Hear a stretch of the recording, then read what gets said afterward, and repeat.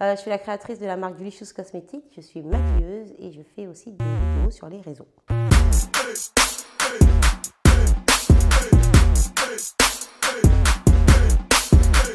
L'aventure YouTube a commencé en magasin, en fait, parce que du coup, je travaillais comme maquilleuse donc chez MAC. Et je faisais les horaires 13h30, 21h30. C'était les horaires de fermeture et à partir de 19h, donc j'étais toute seule en boutique très souvent. Et donc, il y avait un rush et je me retrouvais souvent toute seule. Sauf que du coup, à ce moment-là, j'avais des clientes qui arrivaient avec des véritables besoins. Et soit je prenais le temps avec les clientes et on me disait, mais Julie, t'as rien vendu en 3 heures, qu'est-ce que tu faisais?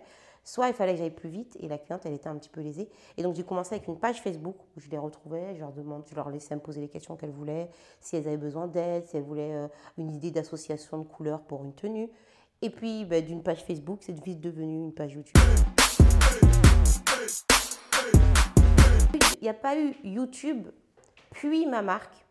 Ma marque, c'est l'histoire de ma vie. C'est-à-dire que depuis que j'ai 14 ans, je sais que je veux avoir une marque. Depuis toujours, je sais que je veux être mon propre patron. Au départ, quand on est petit, on te demande qu'est-ce que tu veux faire. Je voulais être vétérinaire. J'ai commencé les études pour être vétérinaire, donc je savais que je voulais aller en S. J'ai fait tous mes stages, tous les stages qu'on fait en troisième chez un vétérinaire. Où une maman cochon a fait des petits. Elle en a ramené un, enfin il y en a un, elle a marché dessus en se relevant. Donc la petite bête est arrivée, le vétérinaire m'a laissé vraiment m'en occuper, en gros, nettoie-lui avec l'eau stérilisée. Il l'a recousu. Il m'a dit surveille-le quand la petite bête va se réveiller. Elle s'est réveillée, on était contents et il est mort. Et j'ai dit je ne peux pas faire ça. Je ne peux pas dire aux gens votre animal ne va pas bien ou votre animal. Donc je me suis vite tournée vers le parfum. Et là je me suis dit je veux créer des parfums. Et donc j'ai toujours su que je voulais créer ma marque. Donc j'ai fait les études pour, licence de chimie. Ensuite je suis allée en BTS parce qu'une fois avoir fini la licence, je travaillais en labo, c'était bien, je faisais vraiment ce que je voulais faire, mais il me manquait le côté parler avec les gens. En BTS, j'ai découvert vraiment le maquillage. Surtout l'école où j'étais, la prof, j'étais la seule fille noire de la classe. Et la prof n'avait pas adapté le cours du tout pour m'expliquer sur mon type de peau ou par exemple le maquillage noir et blanc. Elle me l'a appris comme mes camarades de classe, alors que du coup le contraste n'est pas forcément le même. Et donc j'ai cherché par moi-même et je suis tombée vraiment dans le maquillage, tout ce qu'on pouvait faire, tout le côté artistique, tout le body painting, toutes ces choses-là. J'ai adoré et j'ai dit moi je veux faire ça.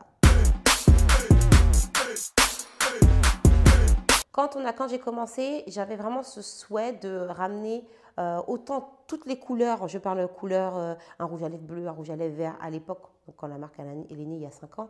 Le rouge à lèvres bleu, le rouge à lèvres vert, c'était pas la grande tendance. Je me souviens, il y avait eu une collection où on avait mis un rouge à lèvres bleu et j'avais dit dans 3 ans, dans 2 ans, tout le monde va mettre ça.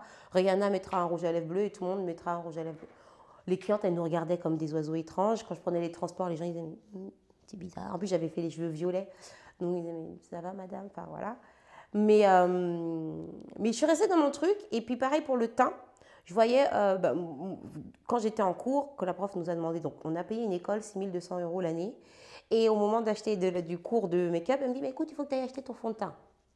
Ok, donc j'ai les parents qui sont aux Antilles, donc ils m'ont envoyé, il faut que tu fasses bien. Tu es dans une école qui est sur les champs, qui coûte cher, il faut que tu paraisses bien, il faut que tu fasses bien. Tu es la seule noire de la classe, il faut que tu fasses bien. Je ne vais pas arriver avec le premier fond de teint trouvé sur le marché. Et c'est là que j'ai compris toute la difficulté qu'il y avait pour les peaux foncées à trouver un fond de teint correct, à trouver un prix abordable, toutes ces choses-là. Et pareil, en étant chez MAC, l'opposé total existe aussi. Les peaux très claires, elles ne trouvent pas leur teinte. Et là, je me suis dit non, je ferai une marque où il y aura tout et tout le monde trouvera tout ce qu'ils veulent. Et tout le monde sera bienvenu. Je voulais aussi pouvoir, je me disais, quand j'aurais des collaborateurs, donc des employés ou autres, qu'eux aussi aient leur mot à dire, que tout le monde se sente pas juste je travaille pour telle société, mais que le travail devienne vraiment, j'y vais parce que c'est quelque chose que chaque petite pierre, que grâce à moi aussi ça a avancé, etc.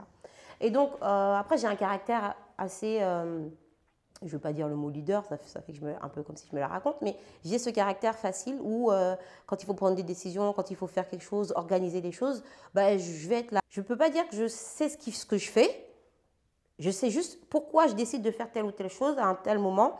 Je réfléchis aux résultats qu'on veut avoir et après je m'organise. Après tout ce qui est paperasse, tout ce qui est comptabilité, ça je suis obligée d'apprendre sur le tas parce que tous les jours, depuis 5 ans, j'apprends des nouvelles choses. Tous les jours, je fais des métiers qui ne sont pas mon métier de base parce que quand tu es chef d'entreprise, tu es obligé de tout faire. Ça serait plus... Voilà, ça serait plus ça. Dans le sens, waouh, tu en prends plein les yeux, tu es content, t'es époustouflé de faire ce que tu aimes, ce que tu as envie. Et autant pour bah ouais, en fait, je le fais vraiment, je suis en train de le faire, je le fais. Et aussi souffler parce que des fois, c'est lourd, mais ça serait plus ça.